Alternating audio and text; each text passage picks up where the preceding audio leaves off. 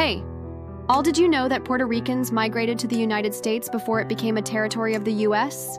Yes, there are historical records of Puerto Ricans moving to the United States during Spanish rule, although the migration was limited in size and scope compared to later waves under U.S. sovereignty. Early Puerto Rican migration to the U.S. under Spanish rule, pre-1898. Time period, 1700s to 1898, before the Spanish-American War. Notable facts. 1. Merchant and political travel, 1700s-1800s. A small number of Puerto Ricans, mainly wealthy merchants, students, and political envoys, traveled to U.S. cities like New York, Philadelphia, and New Orleans for trade, diplomacy, or education. Some sought asylum or refuge from Spanish political persecution, especially supporters of liberal or independence movements. 2. Political exiles and revolutionaries. A few Puerto Ricans exiled by Spanish authorities made their way to the U.S., especially to New York, where they joined or formed pro-independence groups.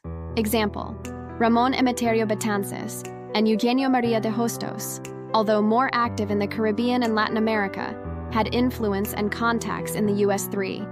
Tobacco workers in Florida. In the late 1800s, small groups of Puerto Rican and Cuban cigar makers moved to Key West and Tampa, Florida, to work in cigar factories. These labor migrations were tied to the growing cigar industry and political activism against Spanish rule in both Cuba and Puerto Rico. Why it was limited. Spain had strict migration and travel restrictions for its colonial subjects. Puerto Ricans were Spanish subjects, and their ability to move abroad was controlled and often discouraged. There were few legal or economic incentives to emigrate to the U.S. compared to post-1898 when Puerto Ricans became U.S. nationals. Where did they go? New York City, a hub for Caribbean intellectuals, revolutionaries, and merchants. Philadelphia, some educational and political activity. Florida, Tampa, Key West, tobacco workers and political activists. New Orleans. As a port city, it saw some Caribbean Spanish-speaking migration. Legacy.